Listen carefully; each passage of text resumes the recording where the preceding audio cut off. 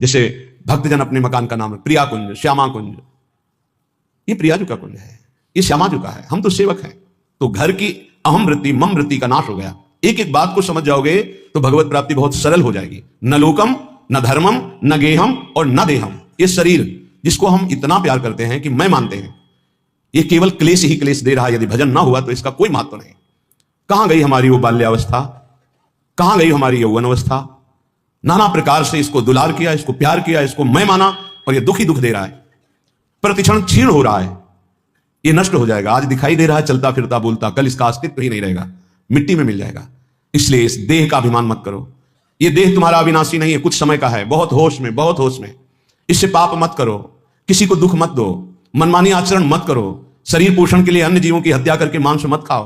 प्रमाद स्थिति पागलपन बढ़ाने के लिए शराब मत पियो, ये वो बुद्धि भ्रष्ट कर देती है जो नरक ले जाती है।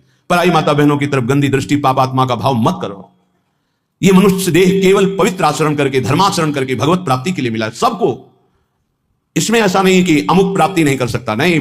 कोई भी हो, पुरुष हो, स्त्री हो, बालक हो, बूढ़ा हो, कोई भी वर्ण का हो, कहीं का भी हो, कैसा भी हो, सबको चांस है भगवत प्राप्ति का। मानव देह मात्र को अधिकार है भगवत प्राप्ति करने का, क्योंकि अन्य योनियों में विवेक नहीं होता, इसलिए वो उपदेश धारण नहीं कर सकते, वो भजन साधन नहीं कर सकते।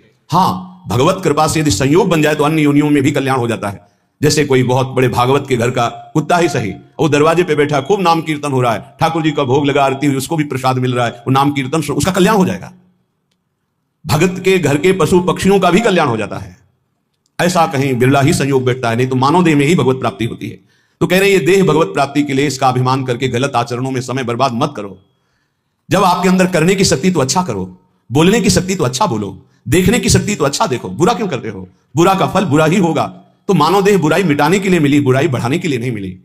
बहुत अपने लोग अपनी महिमा को नहीं समझ पा रहे हैं, दूसरों से आशीर्वाद मांगते घूमते हैं। किसी का आशीर्वाद क्या करेगा यदि हम अपने आचरणों को ना सुधारें, हम अपने को प्रभु के भजन में न लगाएं, हम शास्त्र आज्ञा से ना चले, तो दूसरे का आशीर्वाद लागू ही नहीं होगा, लागू ही नहीं होगा। आप हमारी बात को पकड़िए। और यदि आप धर्म से चल रहे हैं, नाम जप कर रहे हैं, पवित्र जीवन है, तो किसी से आशीर्वाद मत मांगो, सबका आशीर्वाद मिल जाएगा।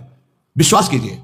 सुर नर मुनि प्रसन्नता ऊपर, सोई विजयी विनयी गुण सागर, ताप सूजस त्रैलोक उजागर। जितने सुर नर मुनि सब उस पर कृपा करेंगे जो धर्म से चलता है, जो भगवान नाम जप करता है। अगर धर्माचरण का त्याग कर दिया जाए, अपवित्र पापाचरण किया जाए, तो कोई नहीं बचा सकता। रावण ने किसकी आराधना नहीं की? विचार करके देखिए। बड़ा विद्वान था, भगवान शंकर की खूब आराधना की, बड़े उच्च कोटि की आराधना की, लेकिन आचरण सही नहीं थे। तो क्या क्या नहीं मिला उसको भगवान शंकर की कृपा से? लेकिन सर्वस्व नाश हो गया, रहा न को कुल रोव निहारा। आचरणहीन हो गया, धर्म भ्रष्ट हो गया, मनमानी आचरण। इसलिए श्रीपाद कह रहे हैं कि आप अपने शरीर का अभिमान करके आचरण भ्रष्ट मत हो जाइए, आचरणों को सुधारिए। तुम्हारा शरीर अविनाशी नहीं है, एक सीमित समय के लिए आया हुआ है, ये दिमाग में बैठा लीजिए। इसको जाना है, इसको छोड़ना है, शरीर को नष्ट होना है, आज नहीं तो कल। इसलिए ऐसे आचरण कर लो कि तुम्हारी उन्नति हो जाए, तुम दुर्गति से बच जाओ।